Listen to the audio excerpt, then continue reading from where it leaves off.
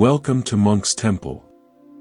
Let me ask you something that might seem simple at first but carries more weight than we realize. When was the last time you were absolutely certain about something? Not just pretty sure, but certain in a way that felt like solid ground beneath your feet. Maybe it was a decision about your career, a conviction about a relationship, a belief about who you are and what you're meant to do with your life. Hold that feeling of certainty for a moment. Now ask yourself, did that certainty actually come from you?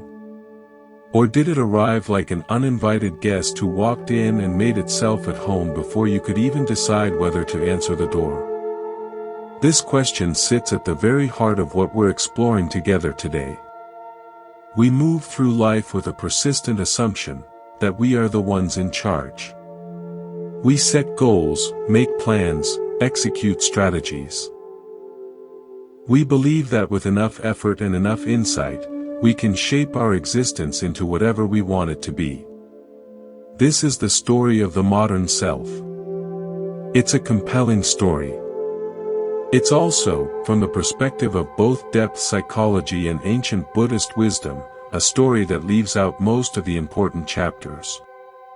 Carl Jung spent decades mapping the uncharted territories of the human psyche. What he found led him to a startling conclusion. The human personality is not a unified kingdom ruled by a benevolent conscious monarch. It's more like a vast archipelago, a collection of islands with powerful currents flowing between them. The conscious mind, the you that you think you are, occupies only the largest and most visible island. But the currents that shape the entire archipelago originate elsewhere. They come from what Jung called the collective unconscious, a layer of psyche that isn't personal or acquired through experience. It's inherited. It's the psychic bedrock upon which all human experience is built. And what resides in this bedrock? Jung identified recurring patterns he called archetypes. These aren't ideas we learn. They're potentials we're born with, like a bird's instinct to build a nest without ever being taught. The archetypes are the fundamental templates of human experience: the mother, the father, the hero, the shadow, the wise old man. And encompassing many of these, or sometimes appearing as a distinct archetype itself, is what Jung called the God image. Now before you react to that word, set aside whatever associations you carry with it. Jung wasn't making a statement about whether God exists as a supernatural being. He was making an observation about human experience. He was saying, the human mind, when observed carefully, reliably produces experiences that feel overwhelming, transcendent, and other. These experiences have a quality that Rudolf Otto called numinosity. They fascinate us, they terrify us, they compel us. They seize us. They do not ask for permission. The Buddha, centuries earlier and on the other side of the world, was engaged in a similar project of radical observation. When his disciples pressed him with questions about God, about the origins of the cosmos, about what happens after death, he remained silent. This silence wasn't evasion. It was precision. He saw that such questions, while intellectually seductive, were traps. They were distractions from the immediate business of understanding suffering and its ending. They were more stories the ego could tell itself, more ways to avoid looking directly at what's actually here. And yet, if you read the early Buddhist texts, you'll find them populated with gods. Devas and Brahmas, beings of immense power, dwell in heavenly realms, observing the human world, sometimes intervening, sometimes paying homage to the Buddha. How do we reconcile this? A supposedly atheistic tradition teeming with divine beings? The answer lies in how we choose to read these texts. If we read them psychologically, symbolically, they open up like flowers.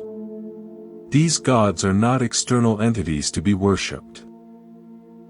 They are poetic representations of those archetypal forces Jung described. They are the personified energies of the psyche that are larger than our personal ego. So here we stand, at the intersection of two great traditions of inner exploration.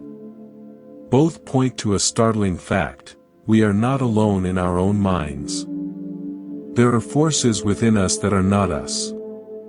There are visitors who arrive without invitation. There is a presence that can only be called the other. This other does not exist to make us comfortable. Its most characteristic activity seems to be the exact opposite. It disrupts. It interrupts. It overturns. It crosses our willful path and dismantles our carefully constructed identities. It is the earthquake that levels the city of the ego so that something else, something more real, can be built on the cleared ground. This experience of being broken open by life is perhaps the most universal religious experience there is. It appears in every tradition, wearing different clothes. In the Hebrew Bible, it's the fear of the Lord that is the beginning of wisdom. In Christianity, it's the dark night of the soul. In Buddhism, it's the confrontation with impermanence, suffering, and not self. Different names, same underlying encounter. We spend most of our lives trying to avoid this encounter. We build walls around ourselves made of routine, distraction, consumption, achievement. We fill every moment with noise so we don't have to hear the silence. Our culture is that palace, keeping us in a state of blissful ignorance about the fundamental nature of existence. But the walls are not as solid as they seem. There are cracks. And through those cracks, something real leaks in. And when it comes, it changes everything.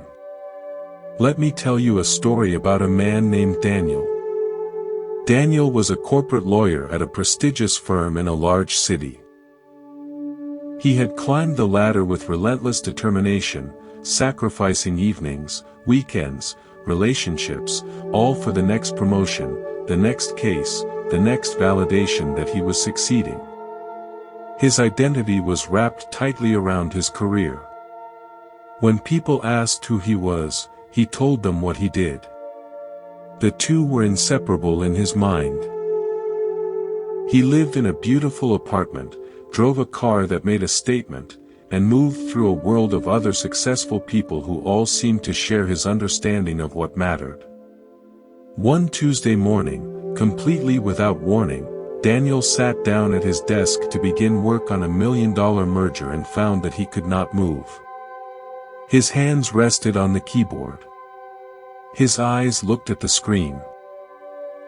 But somewhere between his intention to work and the act of working, a gap had opened up, and he could not cross it.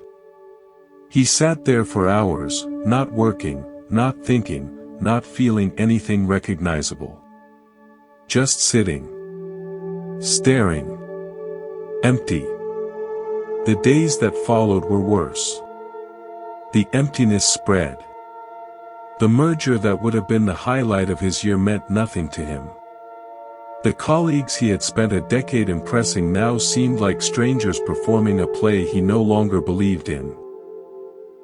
His apartment, his car, his status, all of it turned to cardboard. The color drained out of his world. He tried to label what was happening. Burnout, he thought. Depression. A midlife crisis. He went to a doctor, who prescribed medication. He went to a therapist, who gave him exercises to manage his stress. But the labels and the treatments all seemed to miss the point. They were treating a symptom while the disease itself remained unnamed and unacknowledged.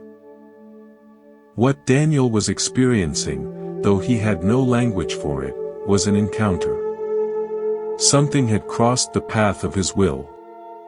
His will was to continue climbing, to achieve, to be the successful lawyer. What crossed his path was a force of absolute negation. It said no to everything he had said yes to. It emptied out all his meanings and left him standing in the rubble of his own life, wondering who he was without the structure he had built. Now let me offer you a different story, one that might seem completely unrelated at first. A woman named Amara was a painter. Not a famous one, but a dedicated one. She had spent 20 years developing her craft, her unique style, her voice as an artist. She knew what she was doing. She had mastered her medium. Her paintings were technically excellent, well composed, beautiful. But something was missing, and she knew it. They were good paintings, but they lacked something she could not name. They were correct but not alive. One afternoon, she was working on a piece she had been planning for weeks. She had sketched it out, mixed her colors, prepared her canvas. Everything was ready.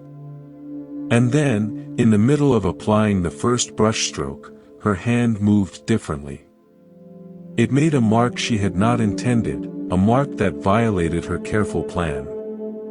Her first instinct was to correct it, to paint over it, to return to the safety of the plan. But something stopped her. She looked at that unintended mark, that mistake, and she saw something she had never seen before. It had life. It had energy. It had a quality her planned paintings lacked. She made a decision in that moment that changed everything. She put down her brushes, walked away from the canvas, and did not return to it for 3 days. When she came back, she looked at that single mark, that accident, and she asked it a question. Not a literal question, but an artistic one.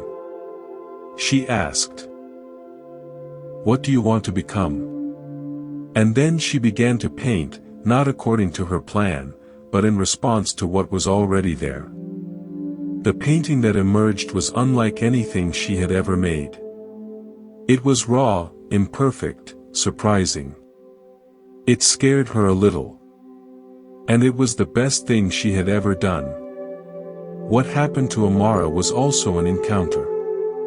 Her will was to execute her plan, to maintain control, to produce another good painting.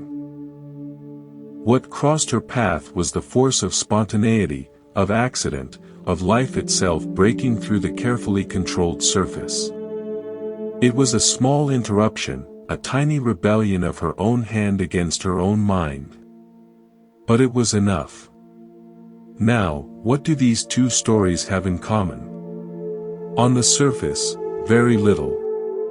One is a story of collapse and emptiness. The other is a story of creativity and breakthrough. But underneath, they share the same structure. In both cases, something that was not the person's conscious will intervened. In both cases, the person's plan, their identity, their sense of control, was disrupted. In both cases, they were confronted with something other. Jung would say that Daniel and Amara both encountered the God image. Not a being, but a force. In Daniel's case, it came as the archetype of meaninglessness, the dark night where all human constructions are revealed as temporary and hollow. In Amara's case, it came as the archetype of creativity, the spontaneous life force that cannot be contained by any plan. Different masks, same visitor. The Buddha would recognize both experiences as encounters with the fundamental nature of reality. Daniel's experience was a direct confrontation with impermanence, with the truth that everything built will eventually collapse, including the builder. Amara's experience was a confrontation with emptiness, with the truth that the most alive creations come not from the solid self imposing its will, but from the empty self allowing something else to move through it. Both were painful. Both were liberating. There is a reason we build our lives the way we do. We construct identities, accumulate possessions, cultivate relationships, pursue achievements, all with the same underlying purpose. We are trying to create solid ground in a landscape that is, by its very nature, constantly shifting. We are trying to build a fortress against impermanence. And for a while, it works. The walls feel thick enough. The moat feels deep enough. We convince ourselves that we are safe inside. But the fortress has a design flaw. It was built on a fault line. And the fault line is this: everything we use to build the fortress is itself impermanent. Our careers can end in an afternoon. Our health can change with a single cell's mutation. Our relationships can dissolve in a single conversation. Our beliefs can crumble with a single encounter. We are using sand to build walls against the tide, and then we are surprised when the tide comes in. This is not pessimism. This is simply clear seeing. The Buddha called this clear seeing the first noble truth. He didn't say life is suffering as a philosophical statement. He was making an observation. That which is built will eventually unbuild. That which is put together will eventually come apart. That which is grasped will eventually be lost. And because we spend our lives grasping, building, and putting together, we spend our lives in a state of fundamental vulnerability to loss. The only way out, he said, is not to build a better fortress. The only way out is to stop building fortresses altogether. To see the fault line clearly and to stop pretending it isn't there. But here is where it gets complicated. We cannot simply decide to stop building. The impulse to build, to grasp, to construct a self and a world, is itself one of those forces that moves through us without our permission. It is an archetype. It is the instinct of the ego to survive, to extend itself, to make itself solid and permanent. This instinct is not a mistake. It is part of the design. The problem arises when we become completely identified with it, when we believe that this instinctive grasping is all that we are. Let me tell you about a woman named Priya. Priya was a healer, a practitioner of traditional medicine in a small community. She had learned from her grandmother, who had learned from her grandmother before her. Her hands carried knowledge that her mind could not fully articulate. When someone came to her in pain, her hands simply knew where to go, what to do. She did not plan her treatments. She did not calculate her movements.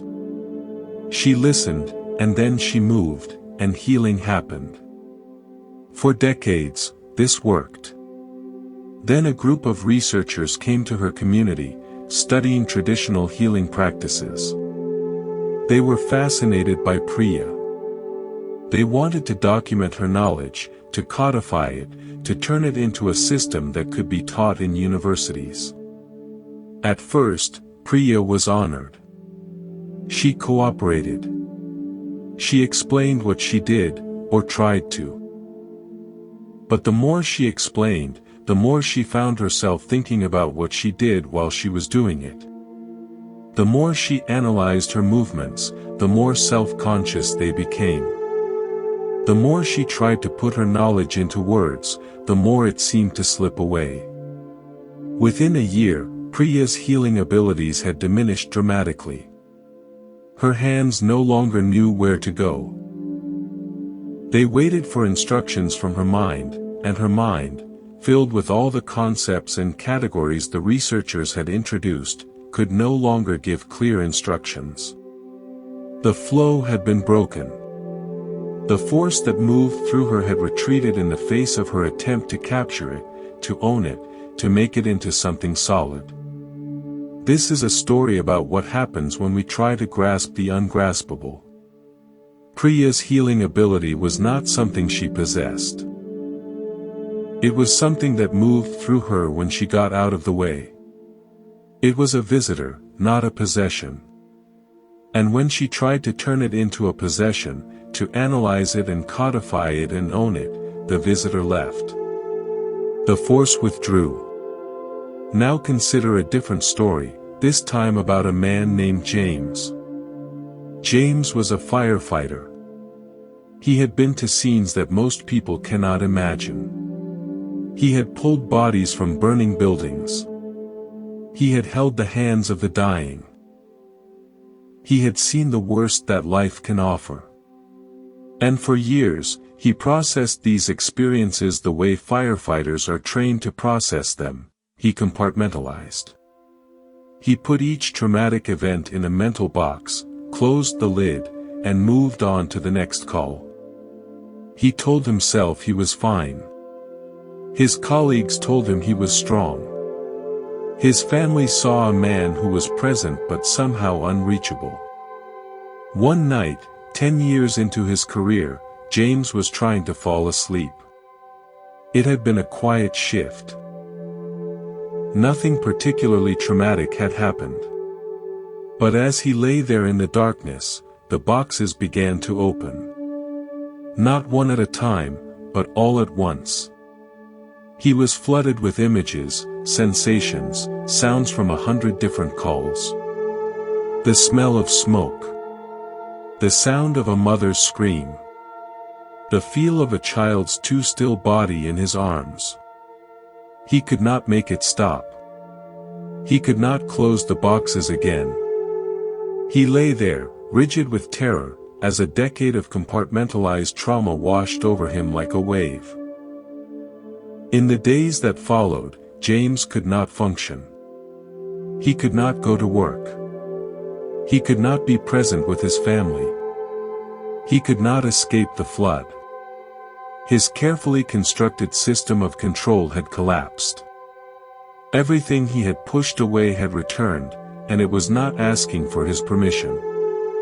It had taken up residence in the center of his life, and it was not leaving. James's experience, like Priya's, was an encounter with something that would not be controlled. In Priya's case, it was the force of spontaneous healing that retreated when grasped. In James's case, it was the force of unprocessed trauma that advanced when the walls came down. Different directions, same underlying truth. There are forces within us that are not subject to our will. They come and go according to their own logic. They cannot be commanded. They can only be met. This brings us to a question that might be forming in your mind. If these forces cannot be controlled, if they come and go according to their own logic, if they can shatter our identities and flood us with meaninglessness or trauma or uncontrollable creativity, then what are we supposed to do? Are we simply victims of our own psychic depths, helpless passengers on a ship we cannot steer? The answer, from both the Buddhist tradition and Jungian psychology, is more nuanced than simple helplessness. We cannot control the wind, but we can learn to set our sails. We cannot prevent the storm, but we can learn to navigate its waters. We cannot command the visitors to come or go, but we can learn how to receive them when they arrive and how to release them when they depart. This is the art of spiritual and psychological maturity. It is not the art of control.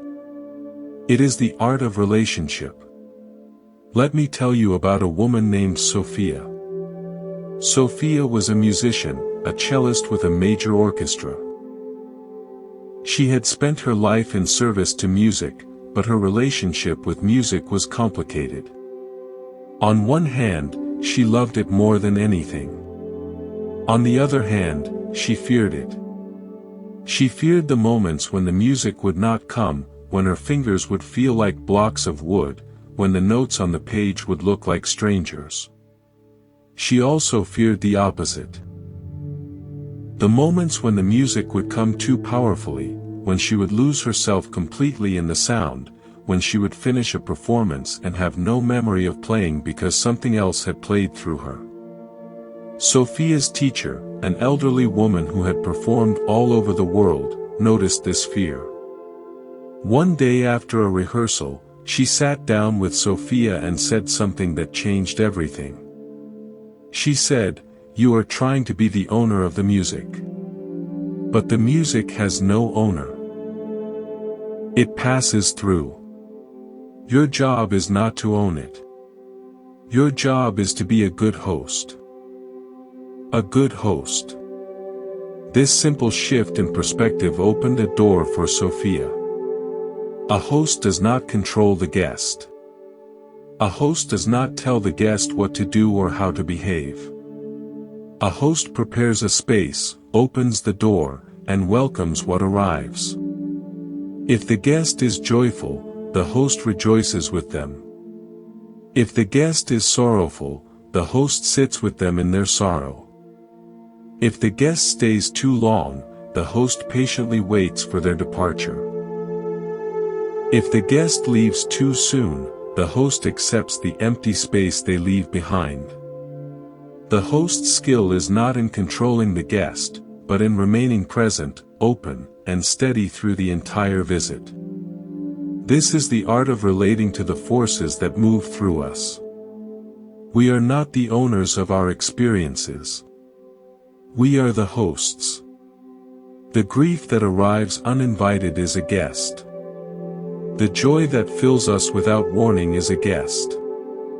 The rage that erupts from nowhere is a guest.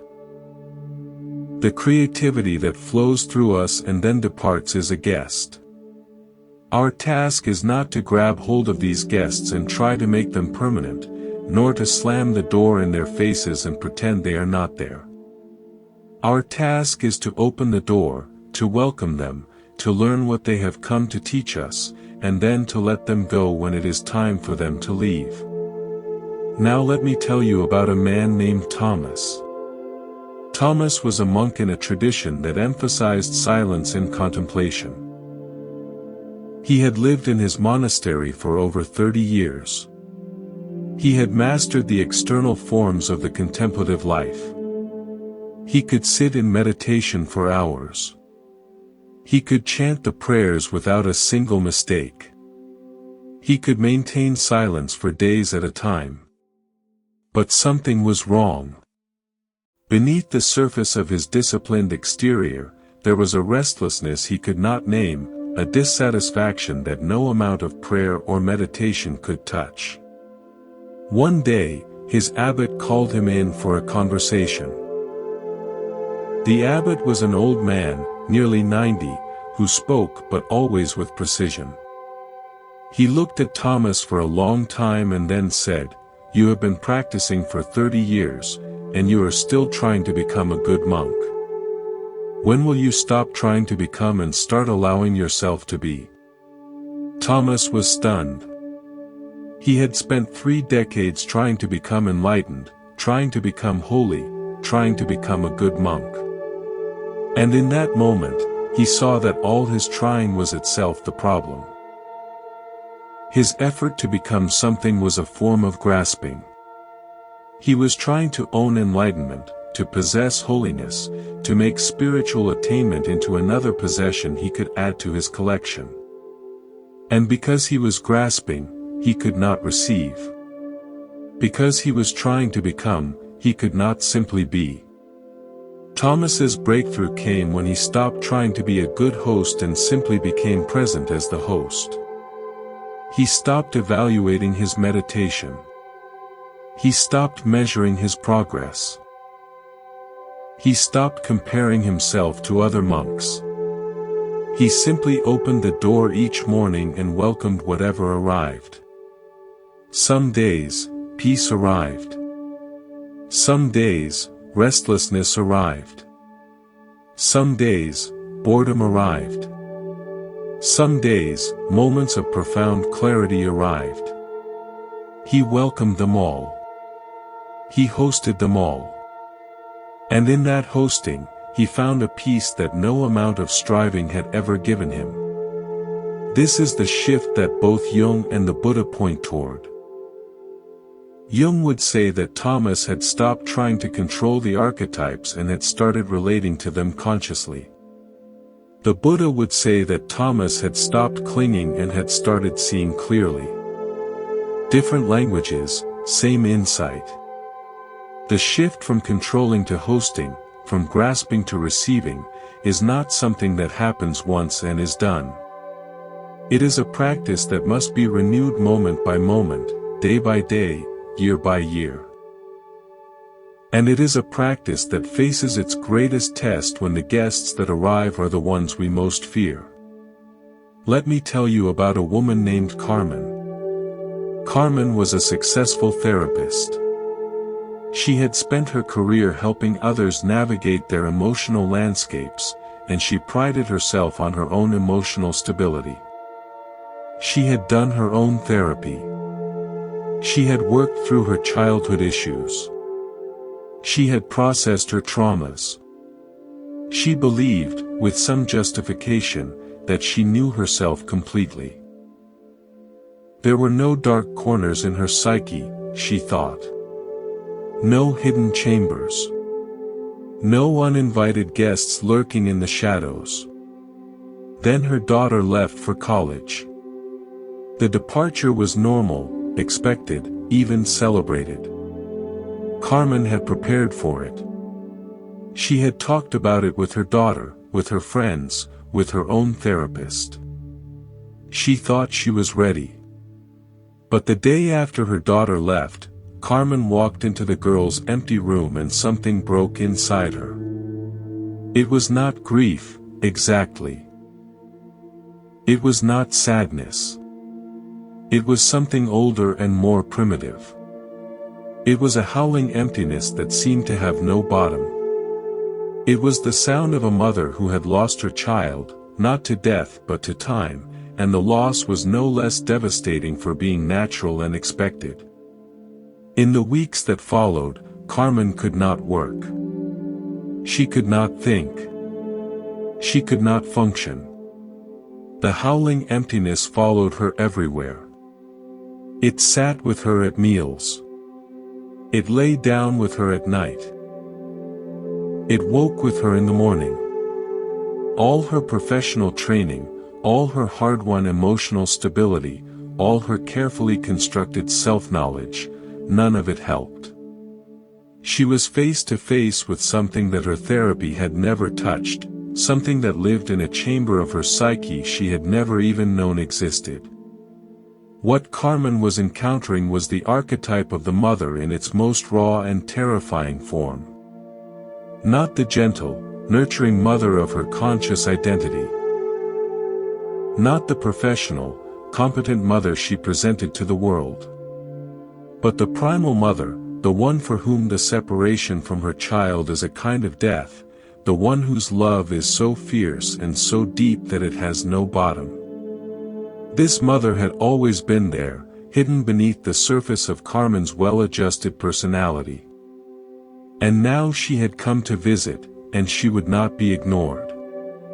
Carmen's journey through the following months was a journey of learning to host this uninvited guest. At first, she tried to make it leave. She tried to reason with it, to medicate it away, to distract herself from it. Nothing worked. The guest was immovable. Slowly, reluctantly, she began to do the only thing that was left to do. She began to sit with it. She began to listen to it. She began to let it teach her what it had come to teach. And what it taught her was this, that her love for her daughter was not the manageable, appropriate emotion she had always believed it to be. It was a wild thing, ancient and powerful, connected to every mother who had ever held a child and then had to let that child go. It was not personal, not entirely. It was archetypal. It was the love of the mother goddess herself, flowing through Carmen's small, human heart. And that love, in its fullness, included grief. Not as something wrong, not as something to be fixed, but as the natural and inevitable companion to depth of feeling. Now let me tell you about a man named Victor. Victor was a businessman, a dealmaker, a man who had built his life on the ability to persuade others. He could walk into any room and read it instantly. He could sense what people wanted, what they feared, what they needed to hear.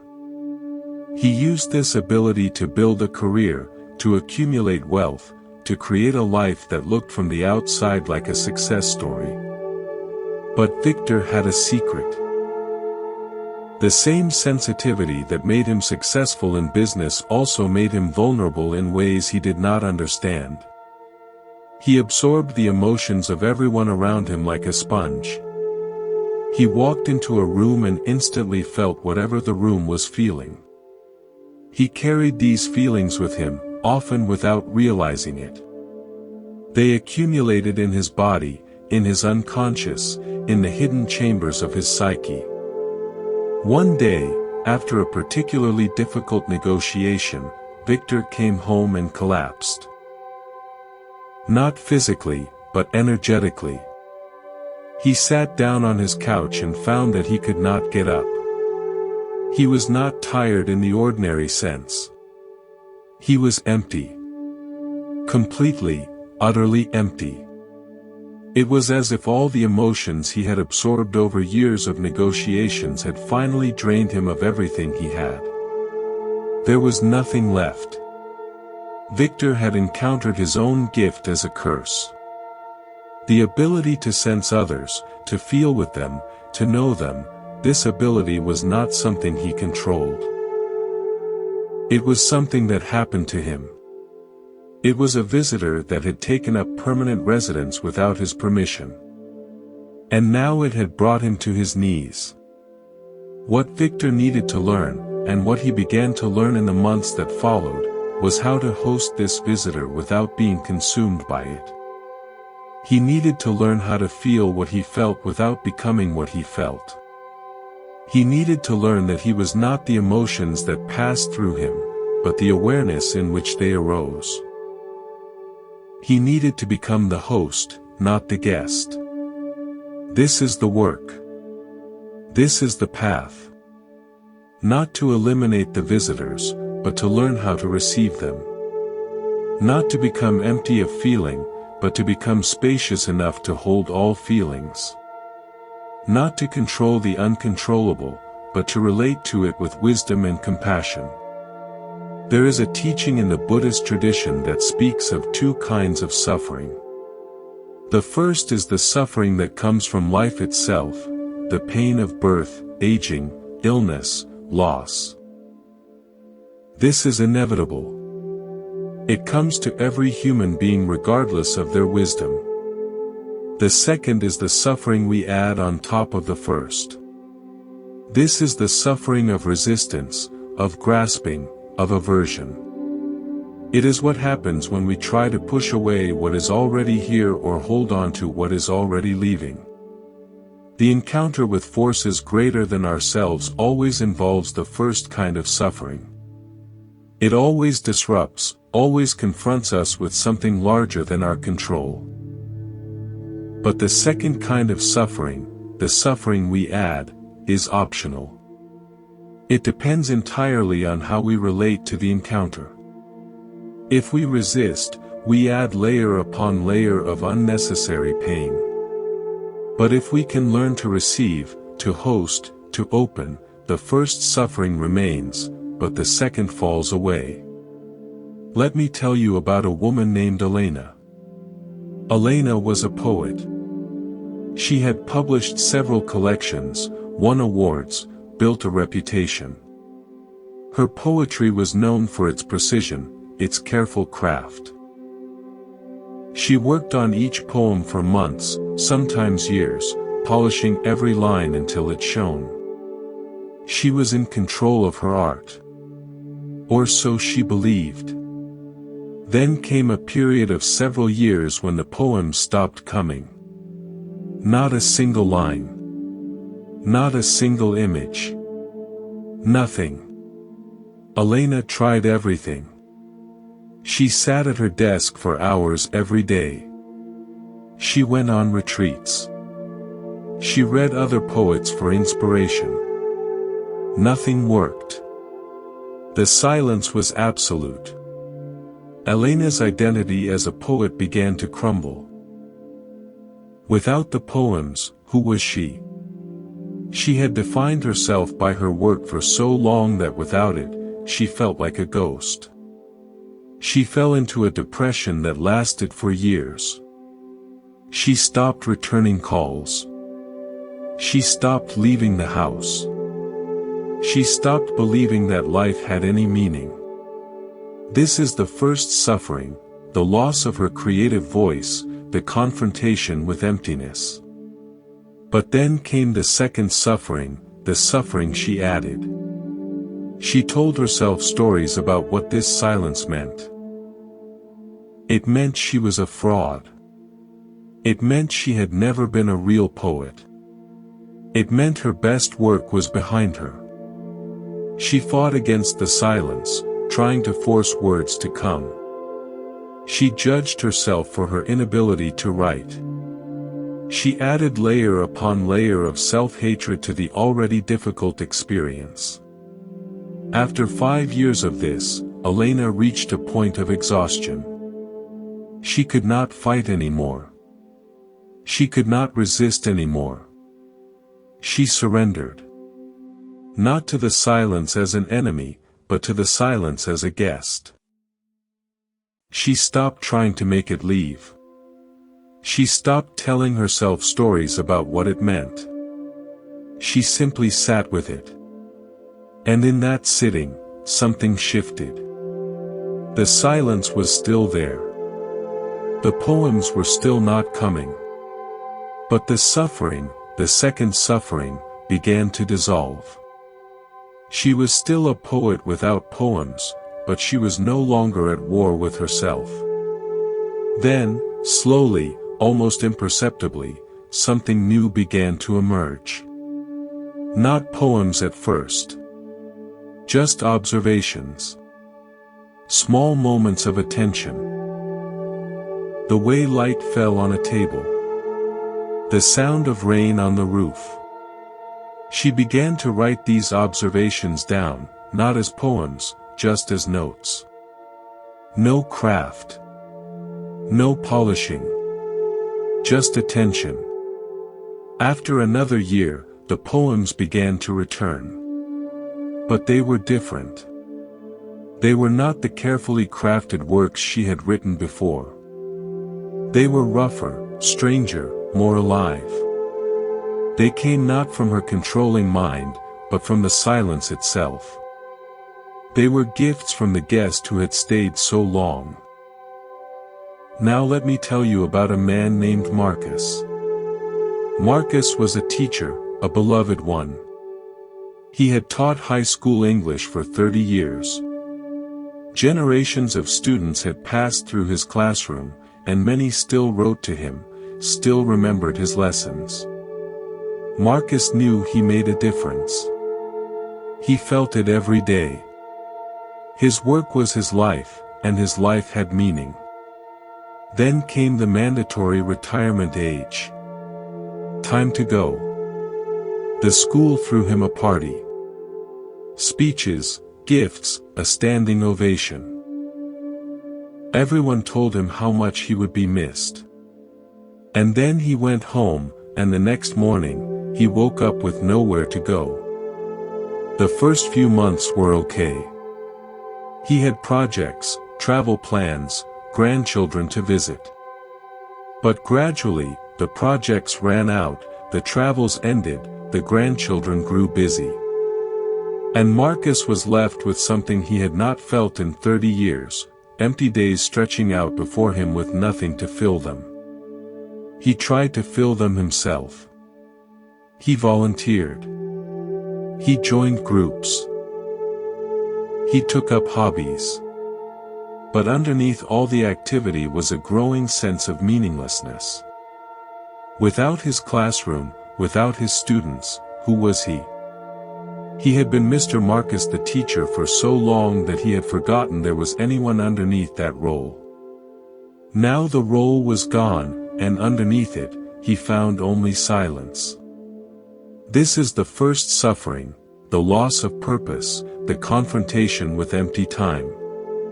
But then came the second suffering, the suffering Marcus added. He told himself his life was over. He told himself he was useless.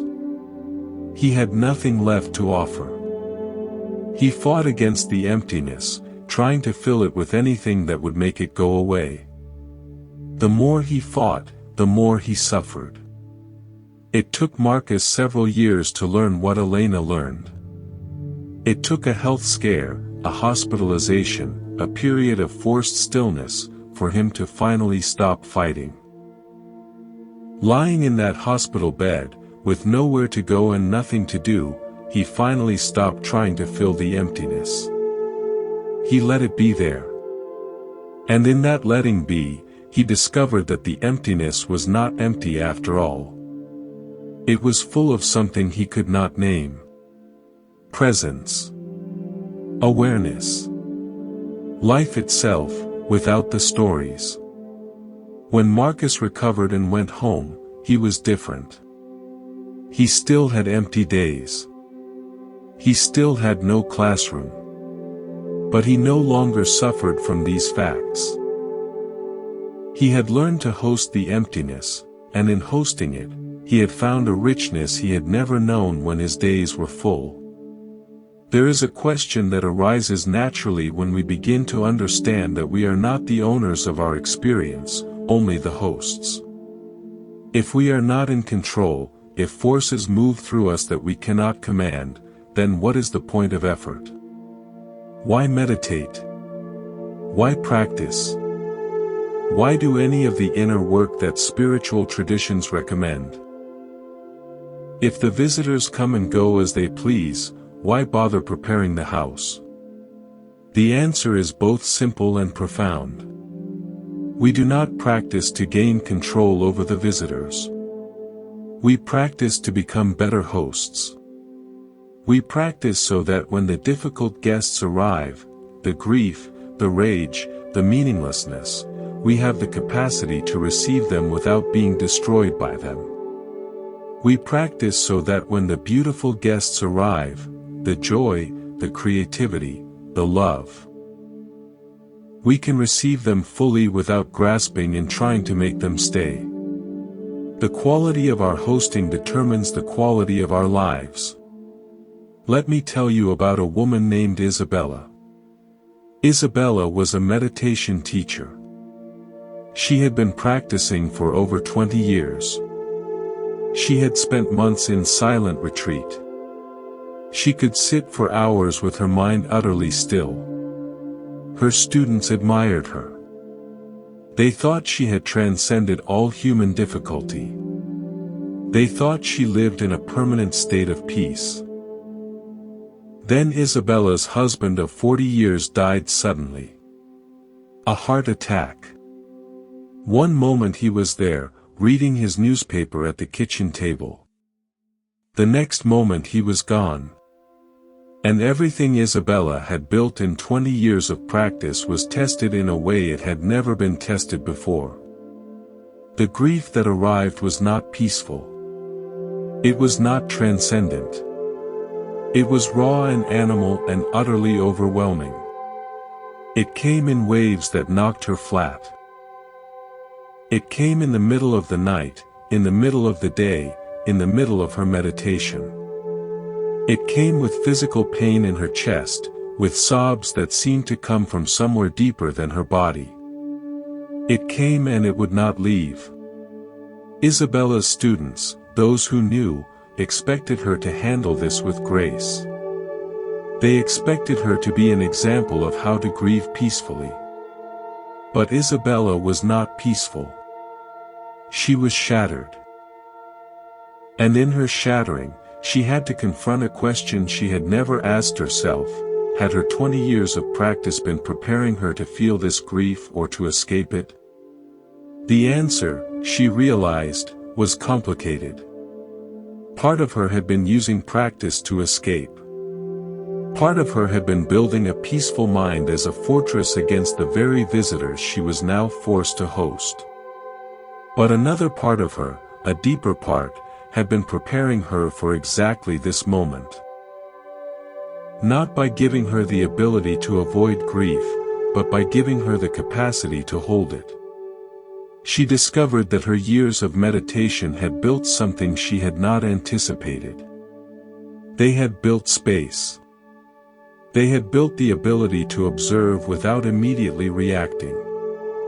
And now, in the midst of the most intense grief of her life, that space allowed her to do something remarkable. It allowed her to feel the grief completely while also knowing, at some level, that she was not the grief. The grief was a guest. A massive, overwhelming, all-consuming guest. But still a guest. And she was the host.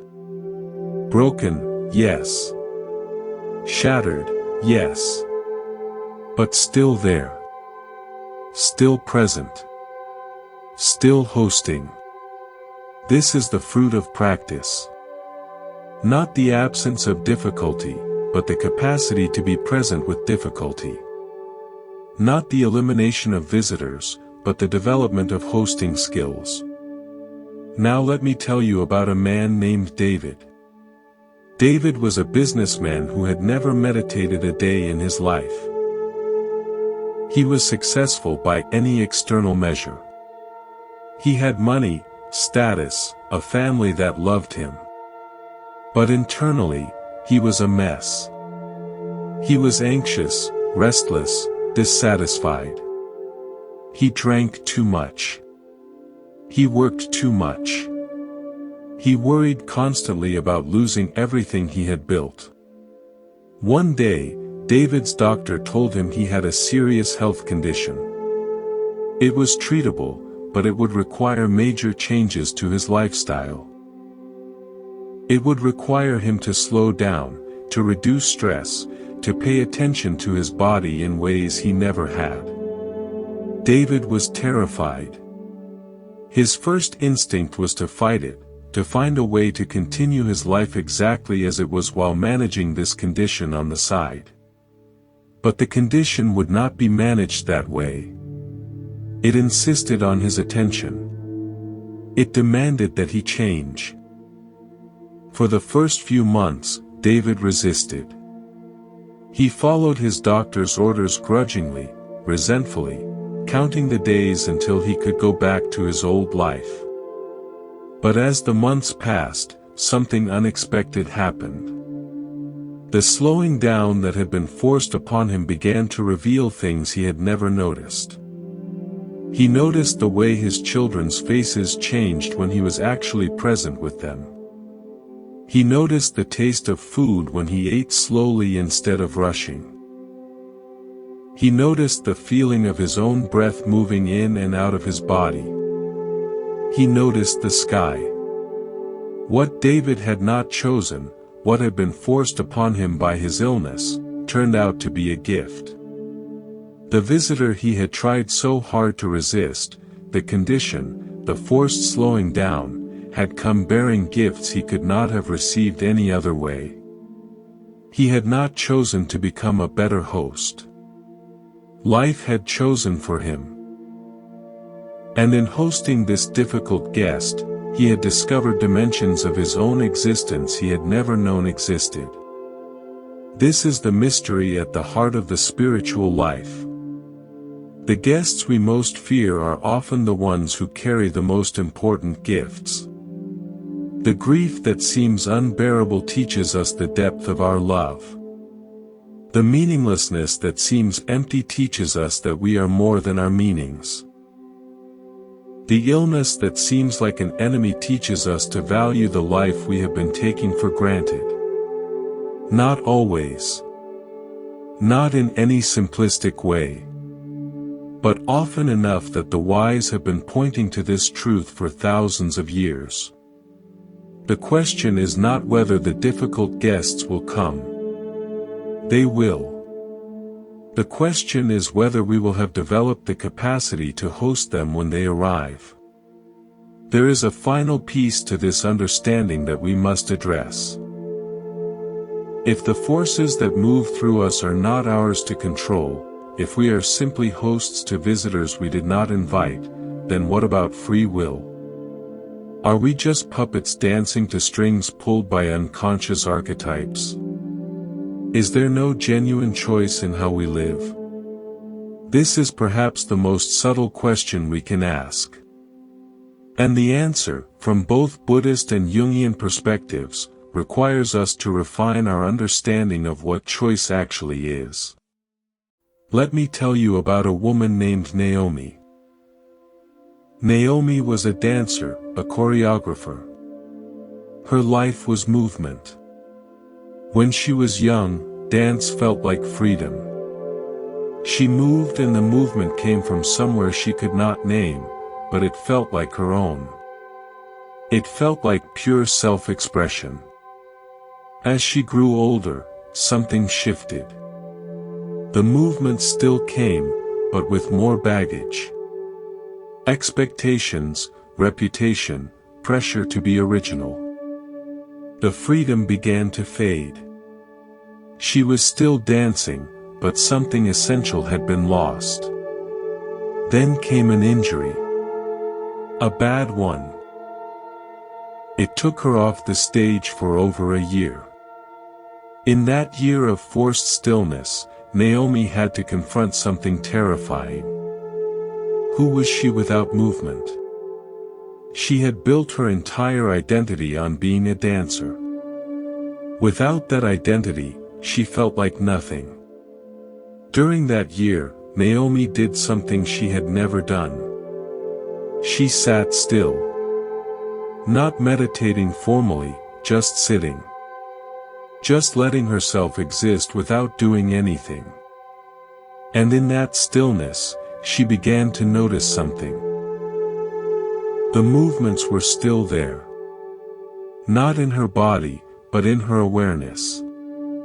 She could feel the impulse to move, the desire to express. But now, for the first time, there was a gap between the impulse and the action. A space. And in that space, something new appeared. Choice. Before the injury, Naomi had believed she was choosing her movements. But now she saw that most of the time, she was not choosing at all. She was simply reacting. The impulse arose and she followed it instantly, automatically. It felt like freedom because it was what she wanted. But was it freedom, or just identification with the impulse? After a year, Naomi recovered and returned to the stage. But she was different. The impulses still arose, but now there was a space. She could feel the impulse to move in a certain way, and she could choose whether to follow it. Sometimes she followed. Sometimes she didn't. For the first time, she was genuinely choreographing from a place of real choice. This is the freedom both Jung and the Buddha point toward. It is not the freedom to control what arises. The visitors still arrive. That part is not chosen. But between the arrival and the action, there is a space. And in that space, there is freedom. The freedom to choose how to respond. The freedom to host the visitor consciously rather than being possessed by it unconsciously. Now let me tell you about a man named Robert. Robert was an architect. He had spent his career designing buildings that were efficient, functional, profitable. He was good at it. He made a lot of money. But something was missing. His buildings worked, but they did not inspire. They were boxes, beautiful boxes sometimes, but boxes nonetheless. One day, Robert was walking through a forest. He did this occasionally, though he never knew why. The forest made him uncomfortable. It was messy, chaotic, unplanned. Nothing was efficient. And yet, the forest had something his buildings lacked. It had life. On this walk, Robert came upon a clearing. In the center was an old tree that had fallen years ago. It lay on its side, slowly decaying, covered in moss and fungus and small plants growing out of its rotting wood. Robert stopped and looked for a long time. And in that looking, something shifted. He saw that the tree's decay was not failure.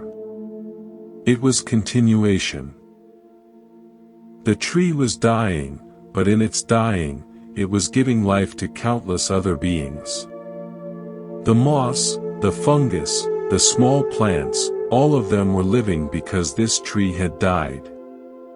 Robert realized that his buildings were all about the moment of completion. The ribbon cutting. After that, they were just there, static, unchanging, dead in a way. They did not grow. They did not decay. They did not participate in the ongoing life of the world. When Robert returned to work, he could not unsee what he had seen.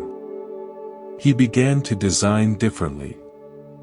He designed buildings that would change over time, that would interact with their environment, that would age gracefully, that would eventually return to the earth. His clients thought he was crazy. Some fired him.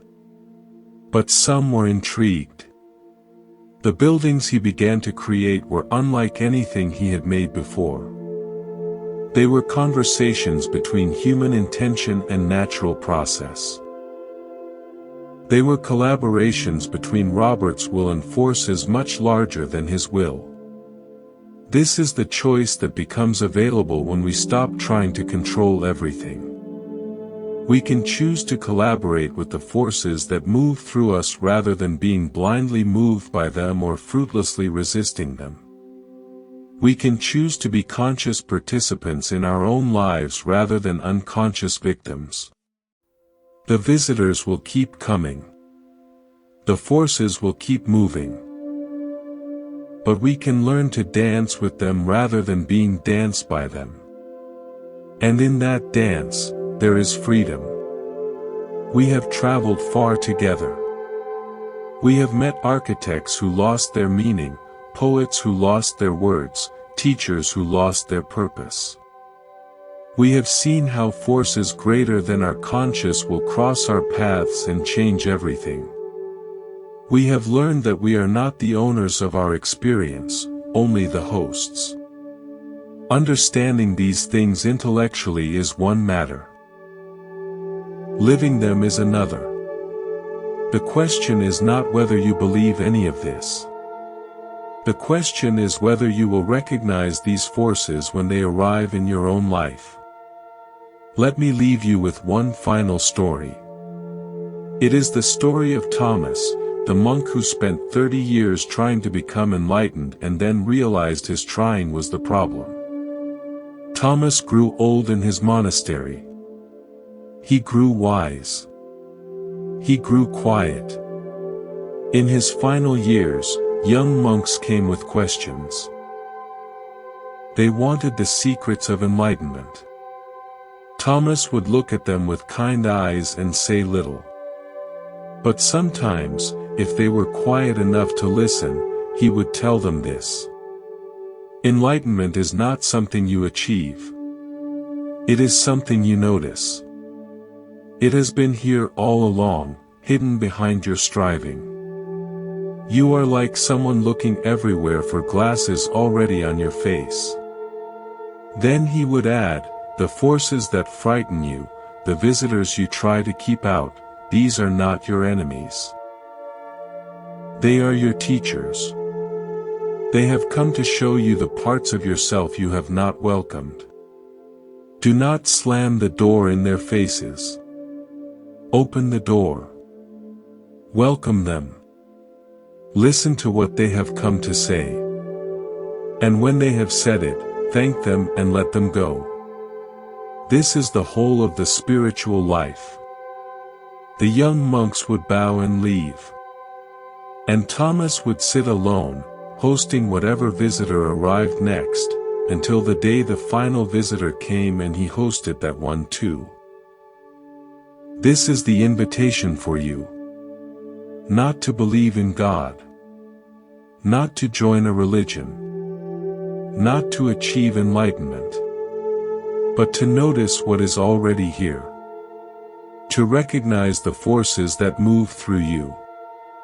To open the door to the guests you have been avoiding. To discover that you are not the visitors, but the one who hosts them. To know that what you are seeking has been seeking you all along. The visitors will keep coming. The interruptions will keep arriving to cross your willful path. But you do not need to fear them. You do not need to control them. You only need to host them. And in that hosting, you will discover who you really are. Remember the question we started with: when was the last time you were absolutely certain about something, and did that certainty actually come from you? Now you have a different question to carry forward. When the next visitor arrives, the grief, the joy, the rage, the love, will you recognize it? Will you remember that you are the host? This is the practice. This is the path. Not a destination reached, but a relationship maintained. Moment by moment. Visitor by visitor. Thank you for walking this path with me. May you be a good host to all that arrives. May you find the space between impulse and action. And may you know the peace that comes not from controlling life, but from welcoming it completely.